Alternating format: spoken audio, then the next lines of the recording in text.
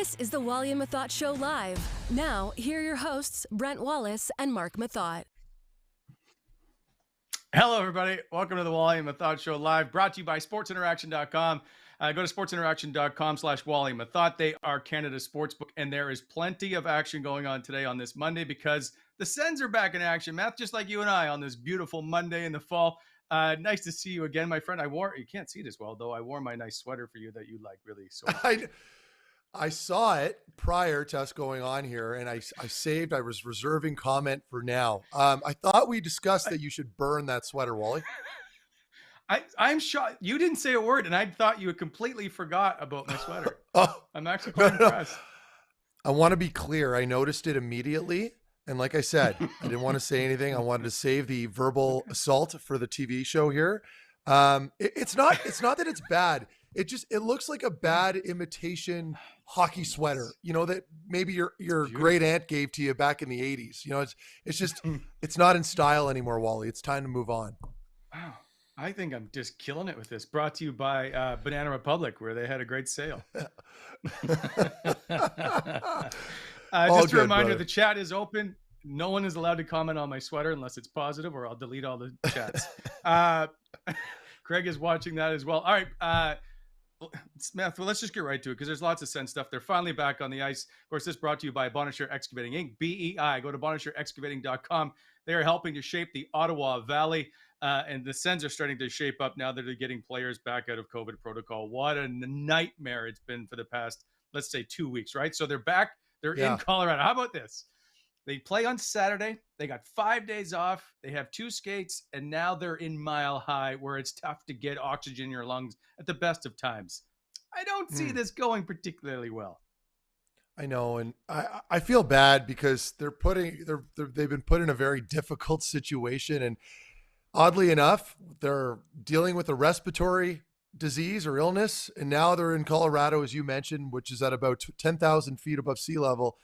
It's a real thing. I got to tell you people out there listening, I mean, when I played there, pregame skate was always like a very sobering moment. You go into the building and you don't notice it when you're just walking around, but as soon as you get either on a stationary bike or even better yet on the ice, where you get that heart rate elevated, you get like that real strong burn in your lungs, and you can almost taste blood to a degree. And that might sound dramatic, but I'm not even remotely being dramatic. It's very difficult. So all that time off, respiratory issues, hopefully that won't be a problem for them, but it's going to be a difficult start against a very good team tonight, Wally.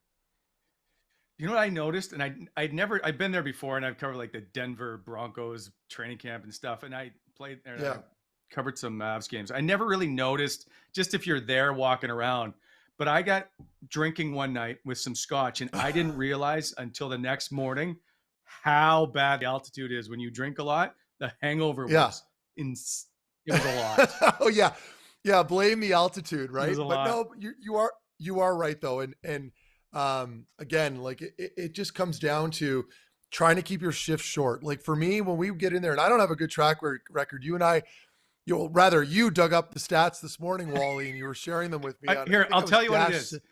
Yeah, please. Mark Methot has played 12 career games in Colorado. The teams he's played on are combined 3-7-2.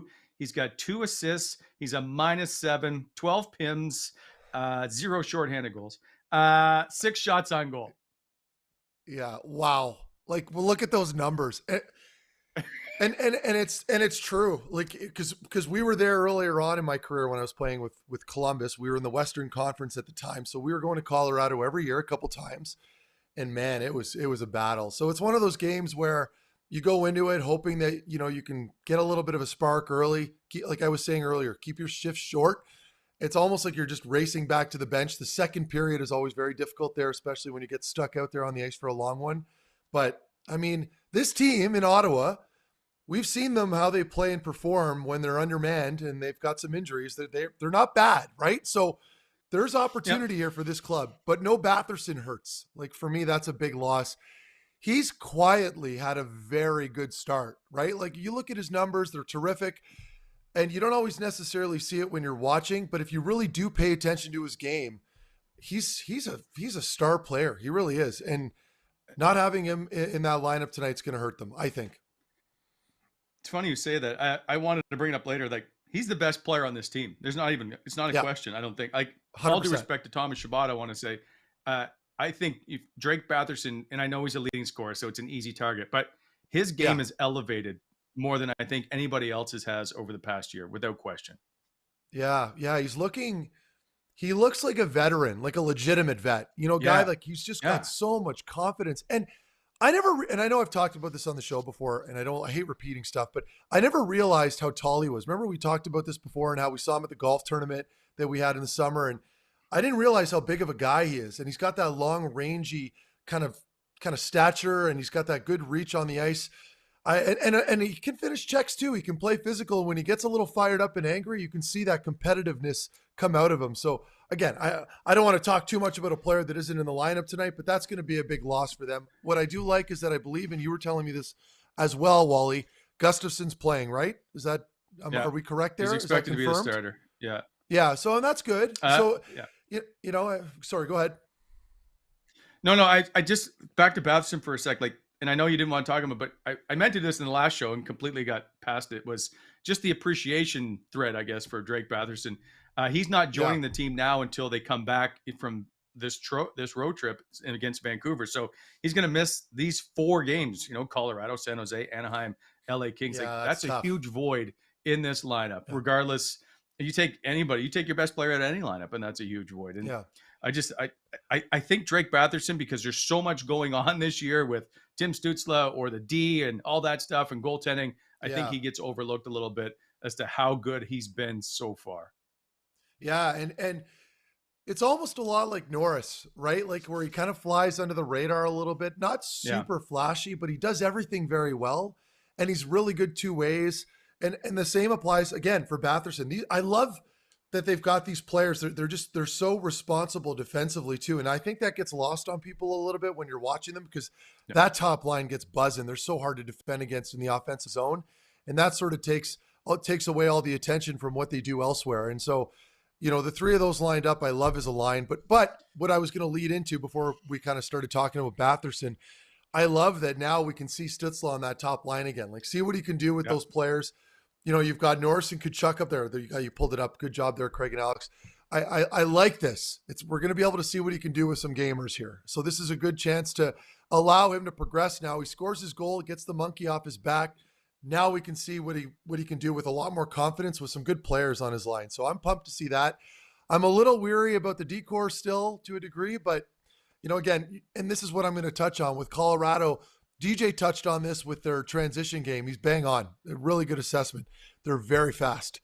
So if you turn the puck over in that neutral zone against this team, or you make a poor play down low in the offensive zone where you got 3 of your forwards caught in the offensive zone behind the play, they're going to burn you. So this will be a good opportunity for Ottawa to show what they can do defensively and how responsible they can be when it comes to managing the puck and making sure that when you're getting into that neutral zone, you're getting good dumps. You're being responsible. You're not turning it over on a forced pass across the ice. To me, those are the little areas that I'm going to want to see tonight when I'm watching, is how responsible Ottawa can be with their puck management. Okay, well, let's just flip over to the D, a topic that we always like to discuss every show. Sure. Lassie Thompson, hey, he's still a Thomas Chabot. Del Zotto's back in the lineup. We've got a Michael Del Zotto interview coming up a bit later in the show while he was out in quarantine. Yeah. Rank this top 6 compared to others we've seen this season with this group.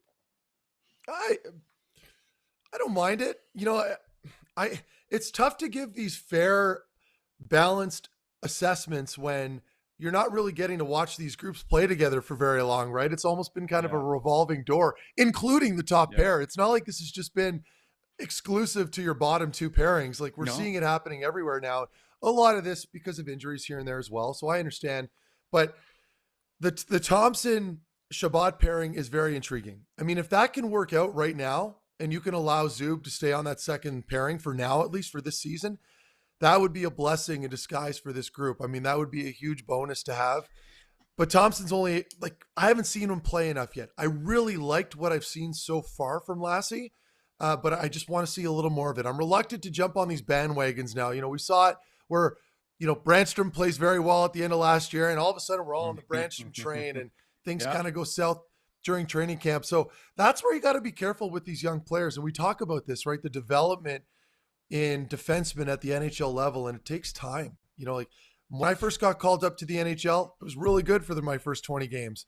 And then I kind of dipped again, and it took me a while to kind of figure out my game, playing in the American League, going up and down for another 2 years before I finally kind of found myself. So as much as we like analyzing all these pairings and finding out who belongs where, I'm a little reluctant to jump on a bandwagon. Now, having said that, I do like what I saw from that top pairing. I like what Thompson brought to the lineup with Shabbat. I want to see more of that. Zub and Mete, that's great. Zub's the cooler. Go ahead. Sorry. Go ahead. Yeah. Yeah. No. I just think one thing people forget is Lassie Thompson, I thought, had a really good training camp this year. He kind of just got overlooked because of the numbers, right? He's got to go down because he's on a 2-way deal and all that. And he also was on the taxi squad last season where you're starting skating with the high-end guys where the NHL players. I think people just overlooked him because all the Eric Brandstrom noise and all that stuff. I think Lassie 100%. Thompson has passed Eric Brandstrom without question in this lineup. Yeah, no, I totally agree, because if you watch Thompson play, and that's the beauty in most cases, when you hear the coaches, I know a lot of people cringe when they hear the organization say, well, we need him to spend some time in the American League. And I think collectively as a group up here in Ottawa, we're all kind of like, oh, no, I don't. But in Thompson's case, he was thriving to a degree down there. He was playing some pretty good hockey. I haven't watched him. This is based off the reports that I've read, full disclosure. But you're right. I mean, I do agree with you, Wally. He brings everything that Brandstrom brings to the table and then some. And I think that's an advantage that he has. He's a little bit bigger. He's 6 foot. He doesn't get pushed around quite as easy as Brandstrom does. He makes very good plays under pressure in those tight little spaces. And that's an attribute that you need at the NHL level for a defenseman, particularly if you're a 2-way guy who's relied on playing top 4 minutes. You need to make those little pocket plays in the D zone where you can, like Zub does. If you watch Zub and Shabbat, where they're able to make those little passes, those 10-foot passes under pressure, I saw a lot of that with Thompson. There was a lot of poise in his game. So I agree. Right now, as far as the depth chart goes, I'm sure if you went into that coach's office or in the GM's office in Ottawa here at the CTC, you'd probably see Thompson slotted ahead. And that's just the sober reality of playing at this level. It's pretty cutthroat. He's only very small sample size at a Thompson, but he's left a really good impression. So that goes back to my original point. I want to see more of that. I want to be able to see what he can do now under a little bit more adversity with the group tonight in Colorado. Let's see what he can bring to the table.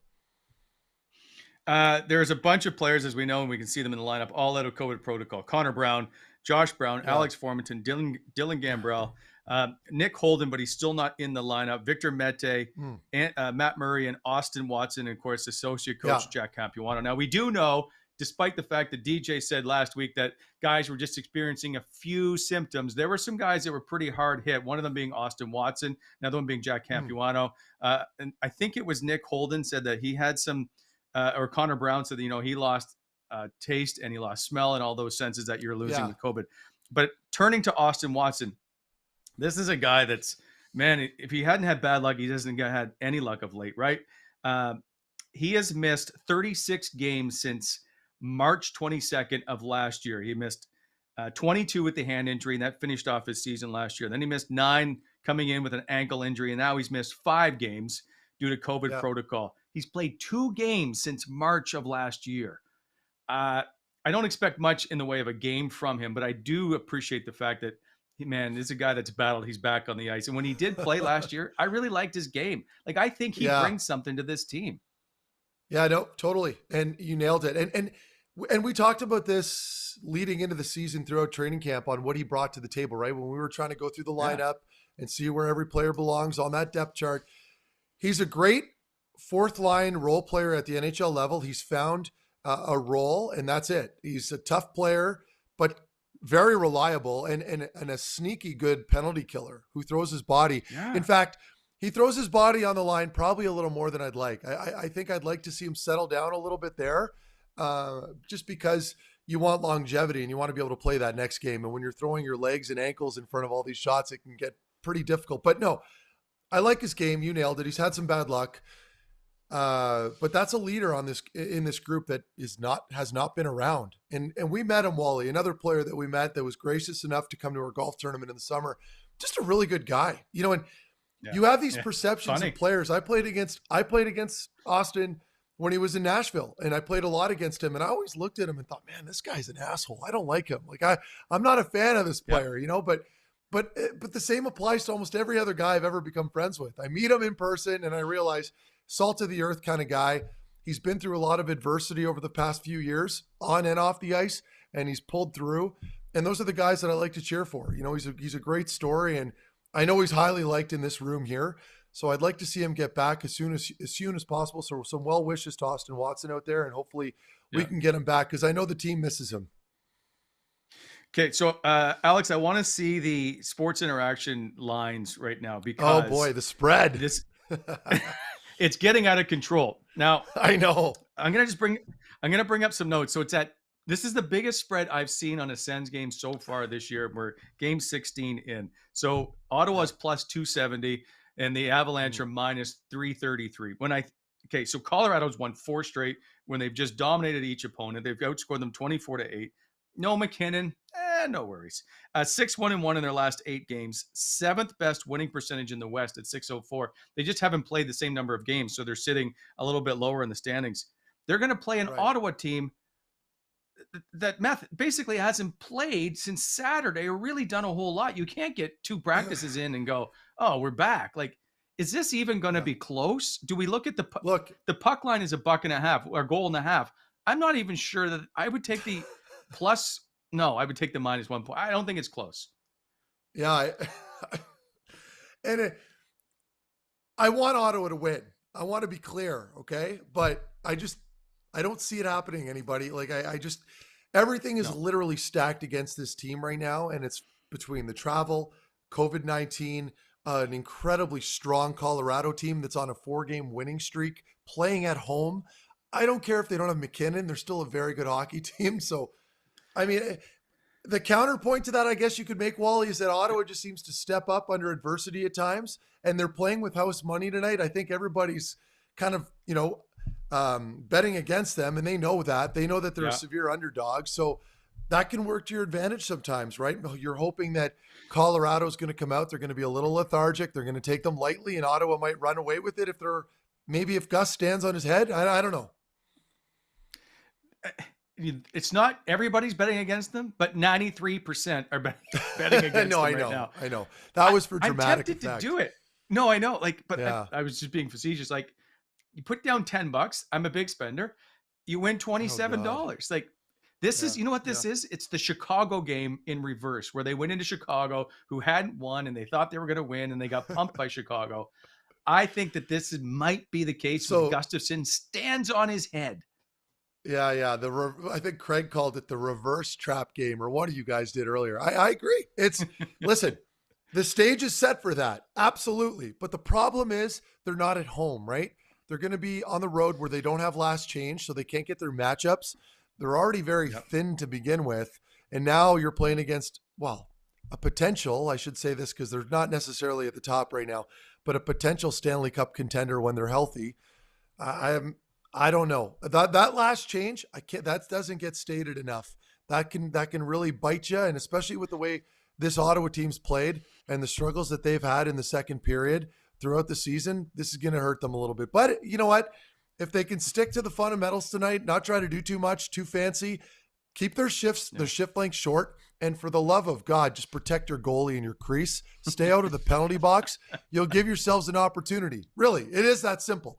All those stick penalties, we saw some of those over the last couple games where those 200-foot stick penalties away from your own net, where it's a hooking or a slash, cut that shit out of your game. Get that out. You're going to get yourself an opportunity. I just think with the firepower in Colorado right now, it's just going to be too overwhelming. But we'll see. Gabriel Landeskog playing his 700th NHL game tonight. He'll obviously be motivated. Will he have to put money on the board for 700 games? Oh yeah. And you would think, so the traditional way to do that. So if you're playing your 500th game, your 600th game, you'd have to put $500 on the board, or $600 or $700. But it's kind of gotten out of control now. So now if you throw up $700 for your 700th game, people start going cheap in the room. And there's nothing more demoralizing than a group of guys huddled around in the same small space calling you a cheap prick, right? So you've got all these guys calling you cheap. So I'm going to guess that Landeskog will probably have to put up at least $1,000 to $2,000. It'll probably be in that range, which is pretty common. And he's the captain. It might be more. Yeah. Really? Yeah, it's a lot of money. No wonder you retired. Well, when I was in Dallas, Jamie Benn occasionally, like we were struggling for a little while, and Benny would put up like 10 grand every once in a while, just like a shot. Now, granted, he was making 10 million a year in a no state tax area location, but $10,000. Like imagine that. Just like all the like I would see that and I would pucker up. I'd be like, oh my God, I can't believe you're putting up that much money. Did you ever think, man, I have a chance to score the winning goal? Well, you know what? No, the winning goal was separate. So if you would, like when we would put up money, sometimes as players, you'd put up any given amount that would go towards the team fine fund. But if you specified GWG for game winning goal, you'd put like maybe $100 up for that, right? And then occasionally, I always did this in Dallas, especially, I'd add another couple $100 for the trainers. So, you know, if you won the game and you had $400 or $500 for the team, that's great. And underneath, you'd put $400 or $500 for the trainers, and you'd give them that cash after the game, and they could go spend it on the road together. Okay, so what's the 10 grand for? The 10 grand, Wally. Like, what's Landeskog putting $700 on the board? Like what do you what's mean? that money for? If I thought it was for the game-winning goal, if you put money on the board. No. So that goes into the team. That goes into the team fund. So there's always a player on the team. So money on the board always goes directly onto the team credit card, and that money is used for team dinners or whatever else you decide to use for events, team parties throughout the year. So if you happen to have a lot of money in the Team 5 fund that's kind of overflowing a bit from not being spent, you can add some of that money towards the rookie party, for example. Maybe you only have two rookies and you don't want to gouge them 10 grand a pop. Well, then you add the rest of the Team Fine Fund money towards the nice dinner or whatever it might be. Yeah. Got it. Okay. All right. I stand corrected. I always thought it was for the game-winning goal. Last question I have before we move on, and that is your last game in Colorado. You played the highest you played in your career in that building. You played 24:01. I'm just curious of what that's like to play those kinds of minutes in that building when you're only there one time a year. And it's funny you say that because that was one of those games. I think I must have been with Ottawa, I think. 5-3 loss. No, Dallas. I was in Dallas. Okay, I can't comment there then. I don't even remember that game. But I can tell you this, once you start creeping over, 18, 19 minutes, and then you get into the 20s, like, you know what? Here's an even better one. Forget about my game. Thomas Chabot is probably going to have to play close to 30 minutes tonight. Let's see how Thomas Chabot looks in that third period with 25 minutes under his belt. This has to stop. He can't just play 30 minutes and lose every game. Like, what's the point, Matt? That was my argument. So some people didn't like my comments. I think most people actually agreed with me. I shouldn't blow that out of the water. But if you're on like if you're toward the end of the year and you're fighting for a playoff spot, for example, I can understand it. Or if you're just in contention for most of the year, there's an argument there. I don't get it. For me, I just don't understand why you'd want, like, he's leading the league, I believe, right now. He's at the top. He's above Seth Jones, who, by the way, Seth Jones has been struggling. He's ahead of all the guys. He's the top. I believe he's leading the NHL in ice time right now. And if you're on a bottom feeder, is he not anymore? No, I think I haven't checked in the last day. So that's whatever. It doesn't matter. It doesn't matter whether he's in first, second. It doesn't make a difference. He's playing a lot of minutes. So, I don't understand. I'm with you in that. I think you got to dial it back a little. You got to protect him. I mean, this isn't just about, he can handle it. Yeah, of course he can handle it. And of course he's not going to say anything. But when you're playing 28 minutes a night, like, good grief, like, it gets to the point where it's like that will wear on you. And a short summer or a summer of training or whatever won't make up for that. Like, I think that's just wear and tear overall on your body, on your joints, on your knees, on your shoulders from getting hit constantly. I mean, it does add up, and I know he can handle it.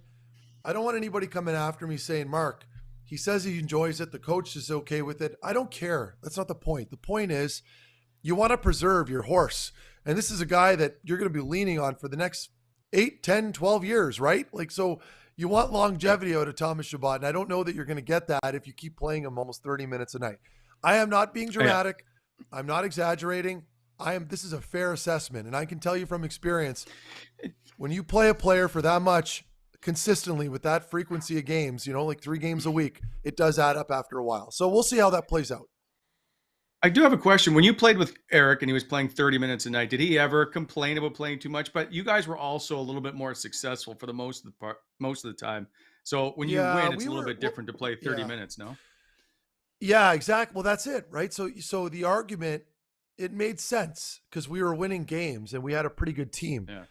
But Eric still would complain, like, for sure. Like, you could see him after a game. He was exhausted on some nights, and he's just sitting there at the back of the bus, sucking on a Bud Light, just on the way to the airport on the road. And he handled it like a champ. He was a great leader, and he still is, obviously. And he was a machine, but it wore on him. It had to have. I mean, how could it not? Yeah. So,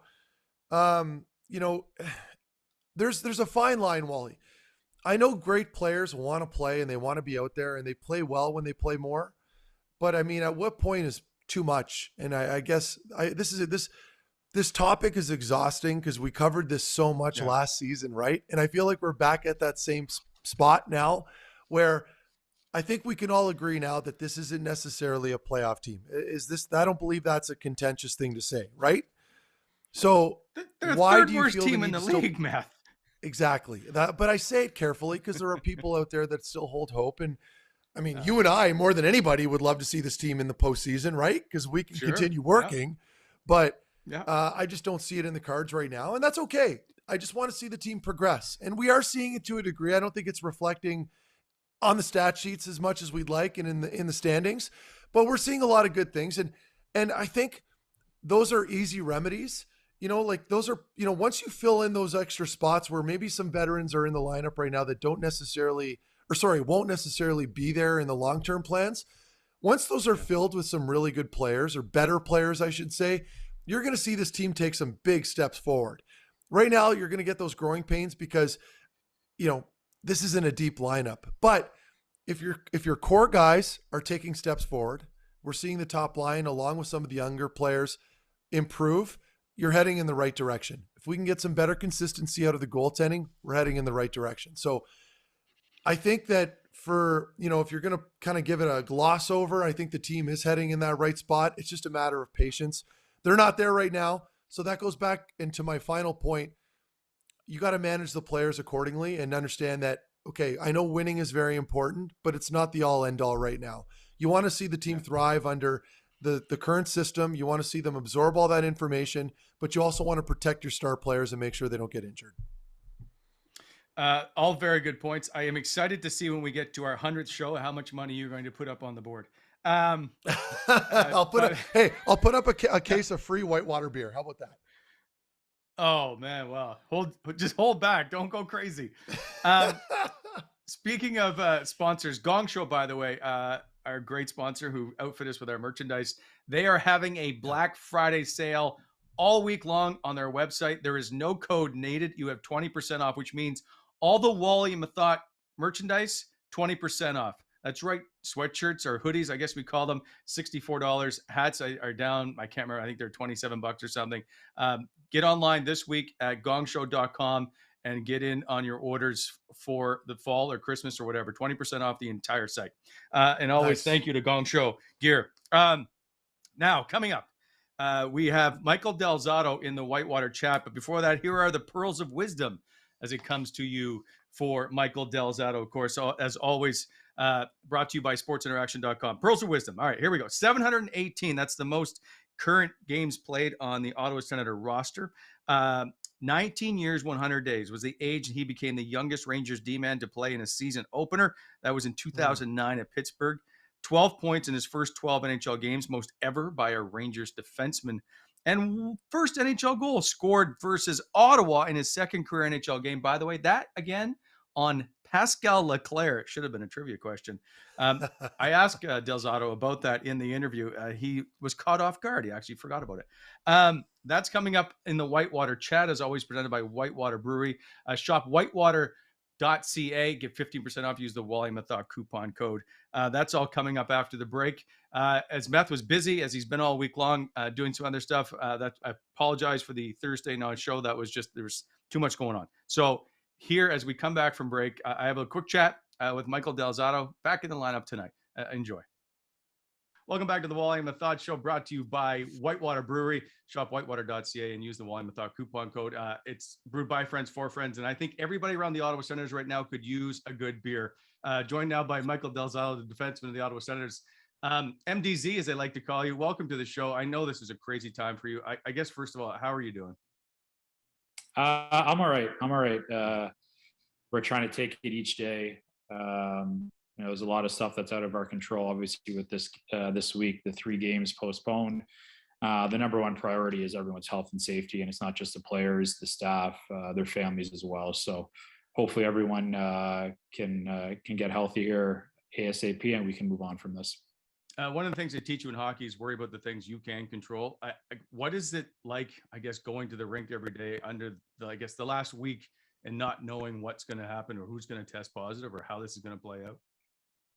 Yeah, you've been kind of going to the rink with your fingers crossed in hopes that you're going to be negative. A lot of stuff out of our control. And I think it's a great learning experience for some of the young guys on our team, that there's only so much you can control, and it's very little in this game. So just taking what each day brings to you, preparing the best way you can, and leaving it out all on the ice. That's the biggest thing is you come to the rink with a smile on your face, ready to work, and whatever else happens is out of your control. What's the mindset going into these last few games? You're shut out 2 to the 3. You're so depleted. You're missing 10 guys in your lineup. Are you frustrated that these games haven't been, canceled, or just the way that you don't have enough bodies to actually almost compete? I was under the impression that no matter what happened, games wouldn't be postponed or canceled. So that wasn't even a thought really going into my mind. It's a next man up mentality. It's an opportunity for other guys that maybe are in the AHL to show their stuff to management. It's an opportunity for other guys to be put in situations that they may not usually be put in. So it's a showcase for other guys. And is it unfortunate? Of course. Being shut out, that's never fun. We've talked about, if we provide work ethic and attention to detail every single night, we'll give ourselves a chance to win. Obviously, if you don't score, that makes it very, very tough. So there's, again, only so much we can control, and that's our work ethic and our attention to details on a nightly basis. And as the results haven't been there, but at the same time, at least as a player, I'm not sure as a fan, I don't see it from that side. As a player, I'm proud of our group. This hasn't been easy, especially a younger group that may not have been through adversity in their career, or at least as difficult as the process this has been. We've come to the rink every day with our work boots on, and we've given everything we've had. We haven't got the results, but that's all you can ask for. What does Michael Del Zotto do now that he's got to sit at home? I'm back to quarantine again from the original COVID process. So I've been baking. Yesterday, I made some healthy banana bread. I played the saxophone, which I'm picking back up again. Did some DJing, and I'm getting my real estate license now. So I've already watched too much. I've been watching too much TV at the start of the season, and as we get the weather gets colder here and there's less to do outside, I'm trying to find ways to occupy my time and ways to learn and gain some knowledge in the real world. Okay, so what TV shows are you, like a cooking kind of guy show? Like, what do you watch as TV? No, I like true crime series. I think that's exciting for me. I just finished the 3rd season of Narcos Mexico and Queen of the South. I think that stuff's very interesting. More of like the cartel, drug lord stuff, pretty crazy stuff when you get into the details of it, how that stuff went on. That's about it. I've actually been watching a little bit more hockey. To be honest, I don't watch a ton of hockey in season. We're at the rink so much. We're so involved in on a daily basis. I enjoy getting away from the game, and I find it actually helps me at the rink. So that's why I have these other hobbies, which I'm going to dive into definitely a little bit more, especially this week as we're stuck at home. Will you play your sax in front of your hockey team? Maybe as I gain some momentum and get a little bit better at it. I went through a stretch 4 or 5 years ago where I picked it back up again and got pretty good, actually. Right now I'm just learning toddler songs for my nephew so I can play them for him on. He's a 1.5 years, so just to play on FaceTime for him as I'll probably go through, I think it'll be 6 months till I see him. So I'm trying to stay up to date with him on FaceTime so that when I do see him in person, he's not acting like I'm a stranger around him. That's good stuff. So you're known as Deli as your nickname, but I've now known you to be called Uncle Deli because you're around so many young guys. Are you okay with being Uncle Deli? Yeah, I've had that nickname for a few years now. I'm kind of the fun uncle, being one of the older guys, but single. I'm around the young guys quite a bit when we're at home. Most of the older guys are at home with their families, their kids and their wives, and I'm with the young guys. So I enjoy the nickname. It's fun. I'm 31, but I'm young at heart. I love joking around. I'm very rarely serious. So I'm trying to help the young guys out on some of the off-ice stuff. A few of them getting into cooking as opposed to eating out every single night. Reading some books too and getting away from the video games. It's been a struggle though. Ghostbusters. So did they all buy in on this Halloween setup, or did you have to convince them to do the Ghostbusters? No, they bought in. Didn't know. Yeah, which I actually didn't know that until after I read that on Twitter, which was crazy to me. We actually had other costumes. I'm not going to ruin them, which was a fun one on the premise of Uncle Deli and them two being like my nephews or my kids. But the costumes actually didn't arrive in time. So Ghostbusters was a last minute thing, but it actually worked out pretty well. And then Tyler Ennis, that wasn't planned at all. He just kind of didn't have a costume and went with the ghost as just his spare bed sheet, but it kind of worked out well with the Ghostbusters theme and turned out to be a pretty funny picture. That's well done. Josh Norris says he can cook. Have you seen him cook? Is he making it up? I heard that too. I have not seen that yet. Okay. Once we get over this COVID, this isolation, I'm going to have them over for dinner, and then I'm hoping he'll have me over as well. And it might be a weekly thing where we can compete with recipes and food, and maybe Drake can be the mediator. If you're to cook steak, how do you cook it? Depends the type of steak. Let's go filet. Filet, I'm a barbecue guy, but it depends. I've been in past years, I've lived in apartments where I don't have a barbecue. So then you learn how to sear it on the stove and then work it in the oven, slow cook it that way. I actually just made a nice Wagyu last night, which was really good. I love steak. I don't eat it a ton, to be honest. I've gone away from it a little bit. Love fish. My best recipe, which I get asked to make all the time by my buddies, are my Parmesan ribs. So maybe the quick recipe, it's you slow cook them in the oven for 3 to 3.5 hours, depending on the oven or what you have. And then take them out. There's already a dry rub on them, a little sauce with some sprinkled fresh Parmesan, put it back into broil so it melts, and it's pretty good. There's a few other little tricks, but I don't want to give them away. There's some other ways to make it a little bit tastier and allows the ribs to soak in a certain juice. Our next live show will be from your kitchen. Good. So let's see here. I'm down with that.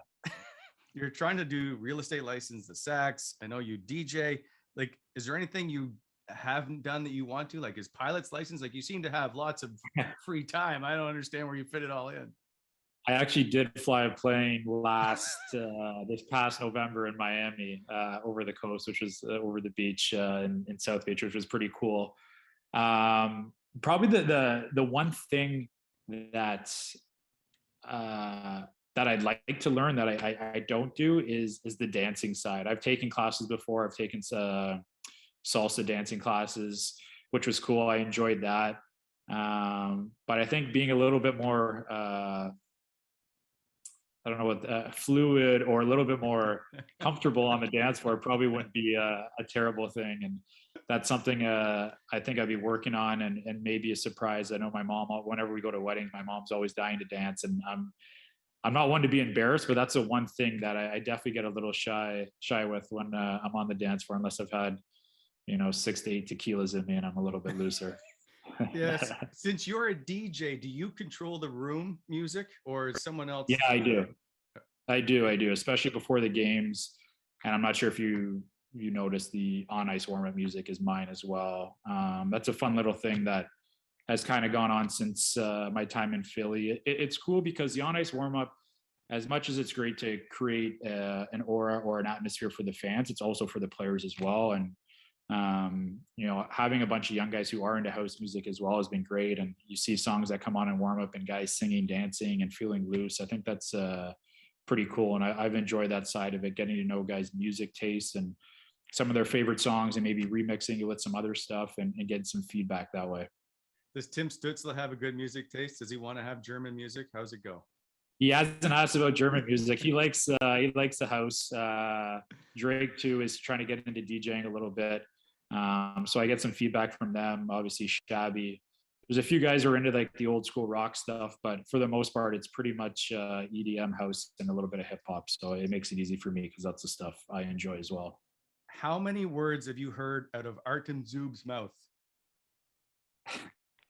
How many words I've heard and how many I've understood are a big difference. I'm trying to get him to talk a little bit more. I'm trying to. He's opening up a little bit more. His English has gotten better from what I understand, but that's still a work in progress.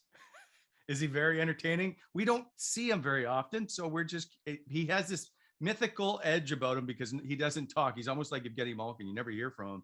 Yeah, he's very mysterious. Yeah, he is. He's like the Dos Equis guy, right? It's kind of funny. He's smiling, and even with the music in the room, that's one thing that's kind of brought us, created some conversation with us, is he likes the music as well. And I see him, kind of moving his head a bit or tapping his toe. So I know he's liking a song or feeling it a little bit. So I've tried to use the music side to create some chemistry or some similarities for us to create conversation and hopefully have us talking on a daily basis. One of the questions I ask all the guests is, do you have a favorite snack if you're watching your favorite TV show? Yeah, I'd like to say I'm pretty healthy, like very healthy. I've taken a step back a little bit through COVID actually, and it's actually been quite nice. Before I used to I'd have one cheat day every 2 weeks, so I was very, very strict. But sour candy is my fix. Like that does it for me. And no specific kind, just any type of sour candy I love. And then being back in Canada now, ketchup or all dressed chips are definitely up there. Solid. You're just missing a coffee crisp and you're all set. Yeah, no, Crunchy Bar. That's my favorite. You were drafted in Ottawa. You scored your first goal against the Ottawa Senators on Pascal Leclerc. Do you feel like there's a connection of one of the reasons why you signed here was, did you feel like that there was something there? I actually didn't think about the Ottawa goal. Thanks for reminding me. Yes and no, not so much from past experiences. I think just the direction of the team, the young talent, the up and coming talent, the way they finished last year, the hole on defense that I was expecting to come in and fill that. It hasn't been probably the easiest or smoothest transition of my career coming to a new team. And I'm definitely used to that at this point, being on, new teams each year, and I actually take pride in that, being able to go to a new team and fit in right away. It's because, it's not easy. And you see that happen each year with players at the trade deadline or free agency. It's not always the easiest getting to know 23 players, 15, 20 staff, coaches, cities.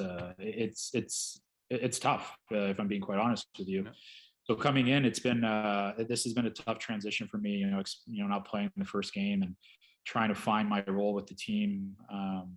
Lately with the guys dealt with COVID, getting some consistency in the lineup, playing bigger minutes. I feel more comfortable getting used to now a different system, which, there's only so many systems that you can play. No one's really reinventing the wheel, but it has been an adjustment on how we've played here. Very different, a different system than I've actually ever played in my previous 12 years in the NHL. So I'm feeling more and more comfortable, and I'm hoping to continue to earn the coach's trust and be able to be in the lineup every night and help this team continue to progress in the right direction. I guess mentally, how different do you feel from the start of the season when you didn't get to play very much to now where you're in as a regular spot playing 20 minutes a night, playing the last 4 straight games?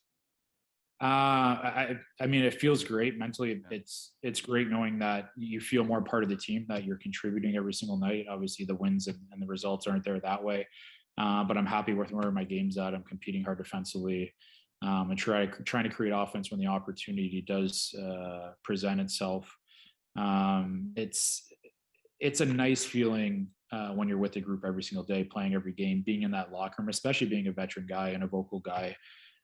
It's not always the easiest to provide leadership or a voice in the room when you're not in the lineup and not in the games. In practice is one thing, but when you're not in the battle every single night with the other guys, it's tough to provide that. So having that consistency the last 4 games, I've found myself being more vocal and being more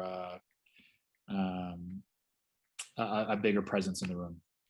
Gotta let you go. One last question I want to ask. If you could DJ anywhere in the world, where is it that you'd want to do that? That is a great question. It's tough to narrow it down to one, but if I have to say one, just because it's fresh on my head, is Ushuaia in they pronounce it Ibiza, not Ibiza. So you'd have to. I'm not sure if you've heard of that. You can look it up after, but it's at a hotel in Ibiza, and it's outside by the pool, and it's a pretty epic. You have to look it up. It's hard to explain, but that would be it. There is probably kind of like Canada being the hockey mecca of the world, house music that would be there in Ibiza. So it would probably be there. There's obviously lots of other places, but most of them, if not all, would be in Europe. Would you rather play a game at MSG or do a set as a DJ at MSG? Well, I've already played a game at MSG, so I'd probably play a set. So I think that's old news. So I've already done that. I've played enough of them there. Maybe a set there. I don't even know if a set there would be that entertaining. And more of the music I like to play is more of an outdoor vibe, being by the pool. And any excuse to take my shirt off is also kind of nice too, right? Fair enough. You sound like meth all of a sudden. Anyway, Michael, I appreciate you taking the time to come chat with us. Good luck the rest of the season. I can't wait for all you guys to be healthy and back on the ice. Regardless of what the scores may be right now, you guys play a hell of an exciting brand of hockey, so it is fun to watch. Thank you so much. I appreciate that. Take care. We'll see you soon. Uncle Deli. Now, Matt, the one thing I'm trying to get out of him in that show was telling me how to cook my or that he liked how he liked his steak to be cooked, not how he wanted to cook it in a cast iron pan. But I was hoping he would just go like a medium well done steak, but I didn't get that from him. It was trying. Good. And you asked him a little bit about DJing and how he chose. I knew he would pick. I know the correct pronunciation is Ibiza, right? And obviously corrects everybody. Have you been? Anyway, no, I haven't. Obviously not. I'd love to, but I don't know. I feel like the right time to go there would have been about 10 years ago for me, Wally. When did you get married, Meth? I got married at 32. So it's about 10 years ago. Oh no. 10 years. All good. I'd like to welcome Craig into the show if he's Craig? Michael was he's a lot of fun, right? Like, hey, I really like Del Zotto. Hey, that was a good interview. What's up, Craiger? Not much, guys. What's happening? So what do you got? I got a bunch of some questions. I got one before we start though. Okay, we'll go with Brent's first. But I got a bunch. My mentions. If anybody else wants to drop in there and ask anything, ask away. Or in the chat. Just because it's music related, and Michael Del Zotto was talking about music. As a player, by the way, this is from at Latvian Ian, I think it is. as a player, how hard was it to ignore the in-house music between plays? Was there a particular song you heard over and over again, night after night, that drove you crazy? Yes. What drove me nuts would have been when I was in Columbus and we were still coming out to that Bush song, Machine Head. Oh, yeah. I'm not going to pretend, people know the song. It drove me nuts. And I'm very conscious. Like some people don't really some players don't necessarily always pay attention to the music. I always do. So when I would hear a really good rock song or a good metal song come on, I'm like, yes, like, oh, they're playing Pantera. This is awesome. Mm-hmm. But I found because I know Deli likes the house music. I totally respect that. Yeah. But I find it gets very monotonous and it doesn't really inspire me. So like I like a heavy rap music or a heavy metal song like that. I like the stuff that's got some like soul behind it. You know what I mean? I found electronic music very, I don't know, like I can listen to it by the pool, but it doesn't pump me up to play a hockey game. I'll put it that way. Sure. Yeah, I mean, listen, I sat up in the stands and watched 41 home games a year with roughly the same music and stuff. So you start, honestly, it's like an act in insanity to like do that, to listen to the same things and watch the same videos. And a buddy of mine actually just got back from Vegas, and like, if you go see a game at any other rink, like it's going to feel new and fresh because you've never seen it before. Right. But if you do it, like that's a hard game production's a battle, man. And trying to find songs 100%. That everybody likes, like, well, so it's easy. Like we're not attacking, like Alex does a great job with Ottawa. Yeah. It's hard because he's got to toe the line, right? Like you got to be careful because you got to appease, the seniors as well as the younger crowd and try to find a happy medium. So it's always a lose-lose battle. Well, yeah. And they're getting, I always remember turn it down. Right. And so it's like, it's hard, man. It's hard. Go ahead, Brent.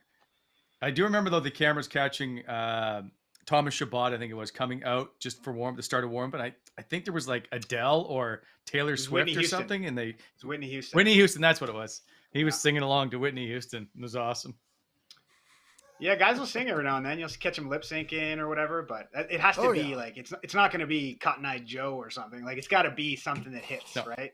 That you don't Cotton hear Eye too Joe. often. Don't even get me started on Cotton Eye Joe. But it gets the kids jumping around and everyone loves it. So whatever. It's not for me. That's what I think. And when they play that, they're not like, let's get Craig going. That's not it. It's for the kids and the old people that's the hockey song they know. So yeah. Anyways, that was a good question. That was on my list to do here, Brent. But did you want? Sorry. I know there's a bunch of other. No. That's perfect. That's one less I got to do here. We can stick with. We already talked about Adele. I don't really want to do that again. How about this one? Why don't we do a little bit of hockey talk to start here? We talked about Lassie Thompson. We talked about kind of the Sens being thin and whatever. Is there a realistic trade for this team? Like, is it worth looking at trade options for the Ottawa Senators right now? Like, given that your roster's been decimated by injuries, like, is it worth to do it to raise a bad team up, or is this a team that might use a spark and that can spark the season and turn things around?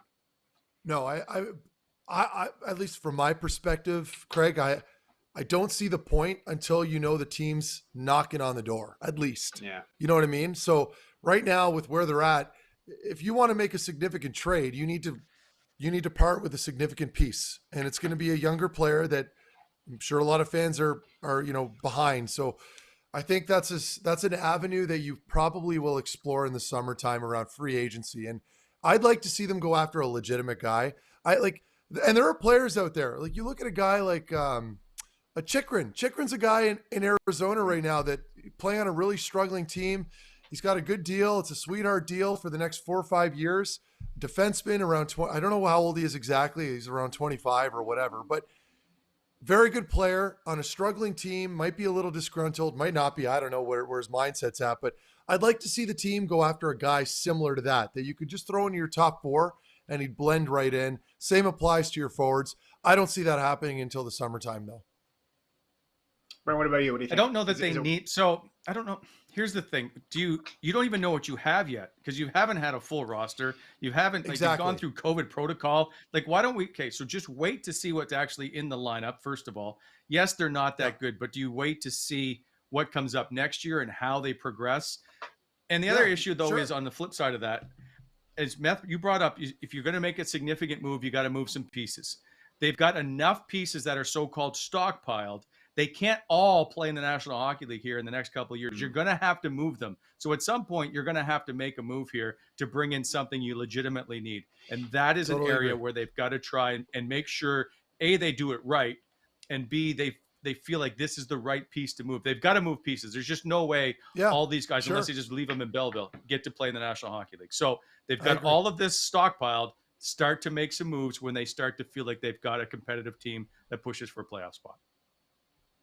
Okay. Yeah, that's a good one. I think we're going to switch gears entirely here, and we're going to go. We had more than one person ask me about Costco, so I'm going to amalgamate all their Costco questions just into one.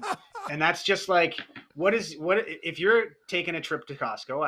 I know you guys are both Costco guys. You guys head over there occasionally to grab some bulk items. What's the number one thing you got to come home with from Costco? Okay, wait. Can I hold on a second? I despise Costco because there's a shock. Going in. It's a mess of just a mass of people. And so I have a list. I'm ready to roll. I know where it is. I go with my daughter. It's in the cart. We're out to the checkout. I have all my UPC codes facing up. So they just scan them, boom, boom, boom. I'm out the door, 15 minutes flat. I don't mess around in Costco because there's nothing. There's just too many people. That's it. Yeah, I thought you'd like the soul. I thought you'd like kind of the soullessness of it, right? To like quickly, you can just have your big cart. You throw everything. You can self-check. Yeah, but everybody's like, you go over to the banana section and everybody's like just rummaging through the bananas to make sure they get the right yellow. It's just get out of my way. Let me get my groceries and I'll be done. Okay. Yeah. No, I'm the same. The only thing I will say is that I go to the Barhaven location and it is a game changer. Like if you go to the Hunt Club one, and there's one out in the East End, I believe, two off Innis or whatever. Like Barhaven's great because it's not as crazy busy, especially if you go at the proper time during the week. But for me, it's always the same. I always get steaks. I love their prime ribeye cuts. I always leave with Perrier or their Kirkland brand sparkling water. Ellie, my wife, and I drink a lot of sparkling water. And then what else do we get typically that is like a staple there? Well, we get tons of eggs. I probably go through 6 eggs a day here at the house, myself alone. So we got a lot of eggs. And that's about it. I'm not going to waste anybody's time with other trivial purchases. But yeah, typically those are the 3 things that I go for. Can we bring up steak again? I need to. Sure. We haven't talked about this in a minute. So my wife cooked me steak last night. Now on the barbecue. And normally she's like, she and my daughter and I both like it a medium well to a little more well. As my daughter said, I think it's still alive. My wife completely blew cooking my steak last night. Very disappointed.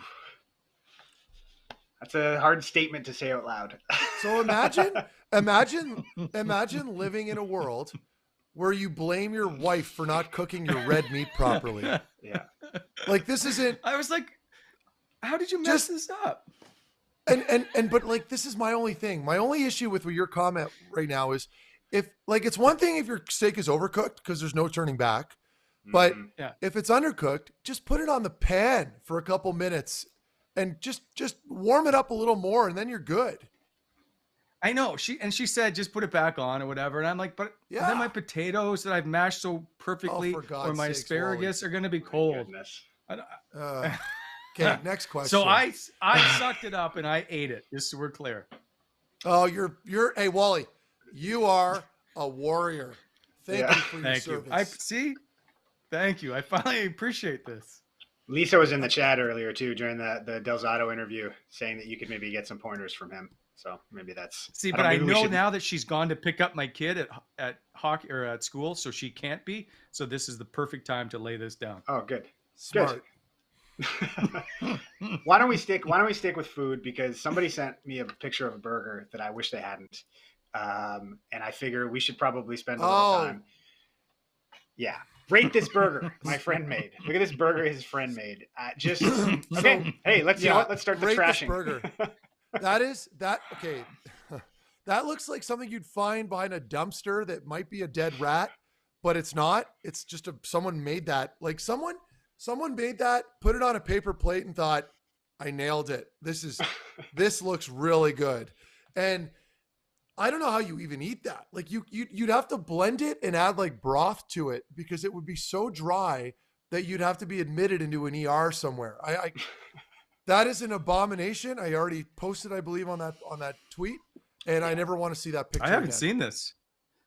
Yeah, Brent, what do you think of the cook on this? Now, what do you think of the cook on this burger? Is this how you like your burgers cooked? Because I would say this is pretty well done. Is that Kraft like cheese slice? That's a Kraft single, boys. That's a Kraft single. Oh my god! Like, and the care, and I can tell they didn't really know how to open the packaging, so they ripped it apart and then they packed it on top. Well, there might still be plastic on that thing. Yeah, that's bad. That's bad. And who needs then it's like this needs more yellow, just mustard. Like that's only acceptable. Okay, so there's no other. There's too much mustard. Way too much mustard. There's no ketchup. You can't have a burger without ketchup. Okay. And that's is that a piece of bread or is that a bun? Because it looks like a piece of bread. It looks. I think it's just a crappy bun. It's a bun. Yeah. Okay. There's at first this glance, is I thought something it might have been multigrain, but no. I feel like this is something my mom may have cooked back in the day, which is why I'm the way I am. But this would not be something I would look forward to digesting. Wally, blaming your mom. Yeah. Like, listen, my mom, God bless her. I love her. I was just there a couple days ago. She loved to overcook things as well. So like a chicken breast would be put in the oven at 350 for an hour when I grew up. Yeah. So everything was very dry. I don't do that. I've learned from that, and I make sure that I cook things properly with a meat thermometer if I need help. But like to blame your mom for your bad habit of overcooking meat is just, it's disingenuous. And it's no. You know, I don't overcook the meat. I just now like it cooked that way. So to you, it's overcooking. To me, it's flaky the way I want. That's fair. You're right. It's subjective. I guess like, you don't overcook your chicken and pork and fish and all that stuff, right? No. Oh God. Do you like it like a little on the drier side? I think is what he's asking. Like, do you like your chicken kind of dry? Yeah. Yeah. So you like. I don't like it wet. Juicy, flavored. Yeah, juicy. I would say. Yeah, you don't like it flavorful and juicy, as Craig just said. Really good point. Craig, let's move on. Next question. Yeah, we can. I was going to ask him how long he rests his steak, but I know the answer is not going to be what I want to hear. Rest. That thing doesn't need to rest at all. It's dead. It's burnt. Barbecue to the plate. I don't understand. Yeah. This is kind of a food question because it is a food question. It's what is your go-to meal for watching the NFL on Thanksgiving Thursdays? I love American Thanksgiving in Canada because you kind of just get regular random football during the day. You always got to watch the Lions or Cowboys or Packers or Bears or whoever. But what a great opportunity to sneak some decent food into your schedule. Is there something you guys maybe would like to cook up on a Thanksgiving Thursday in America? Yeah, I cook turkey all the time. I love turkey. I've mastered it just from doing it so often. I will say this. I got a good story. Back in Columbus, when I lived in the condo there with a whole bunch of players, I decided to borrow one of our trainers, our team equipment staff guys. He had a big turkey fryer.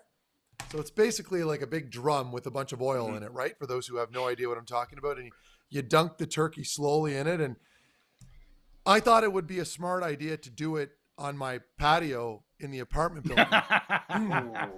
And people, all you have to do is Google turkey frying incidents to find all the awful things that potentially can happen. That's all I can picture right now.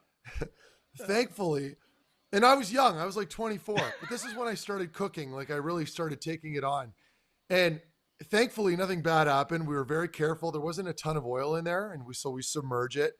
But I didn't cook it long enough. So all around the cavity, it was pretty raw still when we cut it up. It was with Alex Picard, not the Picard that played here in Ottawa, but the other first rounder by Columbus. And so he was with me. My brother flew in. He was there too. And we had a good time. We were pretty drunk by the time the turkey was ready. So we ate around the raw meat. We still ate some of the turkey. But the takeaway here is never, ever fry a turkey in an apartment building. It is like you could burn the whole place down.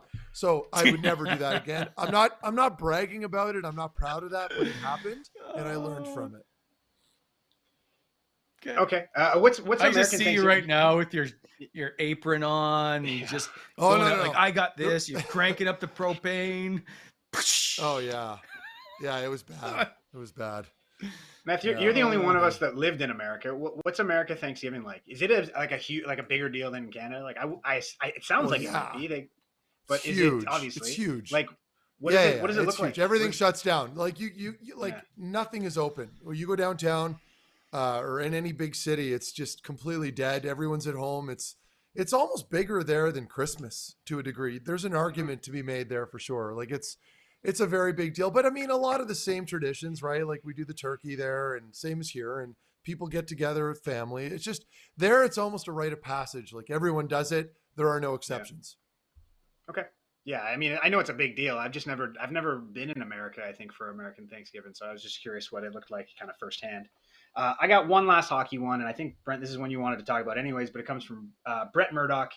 And he asks, do you guys think Alfie will be in the Hockey Hall of Fame class for 2022? That's a topic that's been going around social media a lot. Would anyone like to start? Kick it off here. Wally, take it, bud. Okay. Do I think he'd be in 2022? No. But I do eventually think he'll be in. And Greg, and I'm going to lead this back to you because I think you have more to say about this than any of us.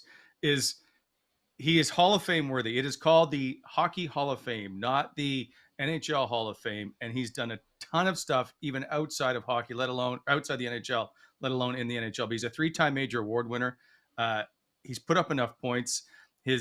All those analytical stats that show how well his point production has been over the time frame. I think he's 4th in points over his career at that during when he played. 6-time All-Star, right? Like rookie NHL All-Star rookie team, like Calder Trophy winner, all that stuff. He's in the IIHF Hall of Fame. He's done everything I think he needs to do. That stupid little caveat of you need to win a Stanley Cup to get in bothers me because it's not the NHL Hall of Fame. So Alfie deserves to be in. I don't think he gets in this year, but I do know it's got to be soon. I also think though, and I'm gonna throw it out there, and Craig, you can help me out. I believe he's, because of the way the relationship is with this franchise and particularly the owner, that this isn't going to happen perhaps until there is a new owner in Ottawa to help facilitate and put Alfie front and center to get him in the Hall of Fame. There needs to be a push from the organization, and Alfie needs to kind of want the organization to help him. And so much friction between the two keeps this kind of at arm's length. Yeah, I think kind of a big thing that happened over the past week seems to be like the media outside of Ottawa seems to like kind of pick up on this one, which is they're going to need, like any player will need a groundswell of support, right? So I think that was something, I mean, eventually it was going to happen, right? Like whenever there's somebody that is maybe, and I'm not suggesting Daniel Alfredsson is a borderline Hall of Famer. He's a Hall of Famer, but anybody that's maybe hasn't won that cup or they have a strike against them in somewhere, you need somebody to like a mass of people to kind of present the argument and pitch it so that it's undeniable. And I think you're starting to see that. I mean, Mendez's article alone, but we've seen kind of one-offs here and there. I think if you see a groundswell like you saw on social media and everybody kind of getting up in arms about it, like that's the best case to be made.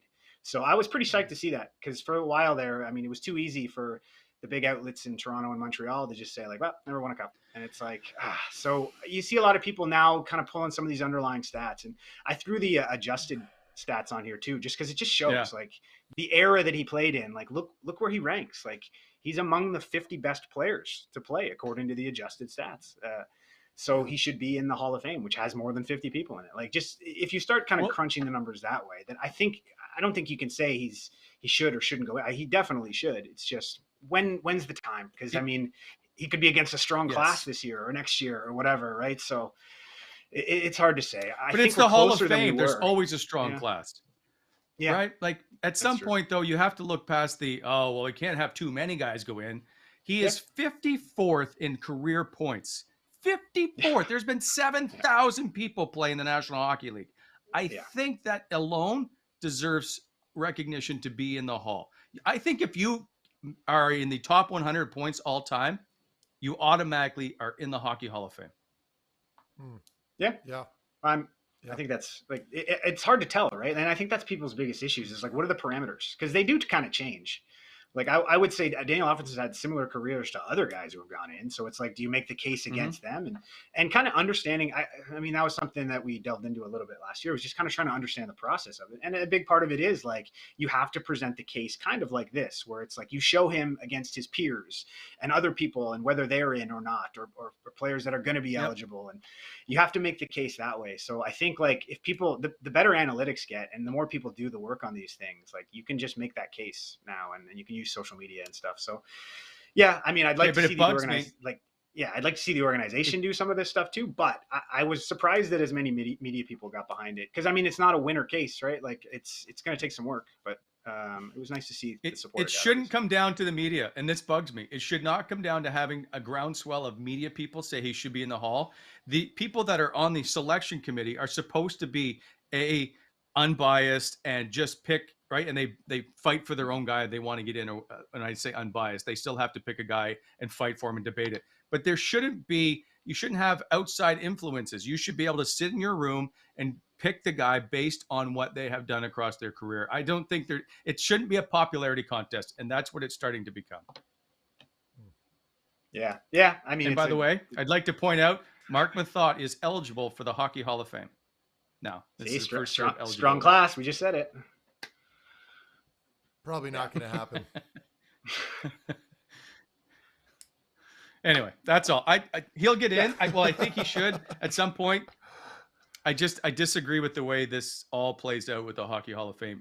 There's no transparency. There is no rules to follow by. I think the LPGA has, if you win so many tournaments, you're automatically in the Hall of Fame. Maybe they need to go to one of those systems. But anyway, put Alfie in the Hall is all I have to say. Yeah, we're gonna have something to talk about for a while, which is nice. So hopefully it keeps progressing kind of the way it is, because that was nice to see that people went with the Hall of Fame stuff that happened last week or whatever. That enough people kind of saw and maybe, hey, this is something we can get behind. So that was cool. I wasn't anticipating that, and so that was nice to see. And so congratulations to Marian Hossa on being inducted in the Hockey Hall of Fame as the first Ottawa Senator draft pick to go in, and congratulations to Dion Phaneuf, who announced his retirement last week. He also too is eligible with you, Meth, to now go in the Hockey Hall of Fame apparently. I'm not sure that's going to happen, but anyway, point is, guys who had some great hockey careers all played in the Ottawa area, and so we look forward to seeing now Alfie join the Hockey Hall of Fame. That'll wrap up our show for today, my friends. We will look forward to seeing you back here on Thursday. For Craig and Meth, take care. Have a great week. And for all our sponsors, BEI, Gong Show, Sports Interaction, and Whitewater, we will see you next time.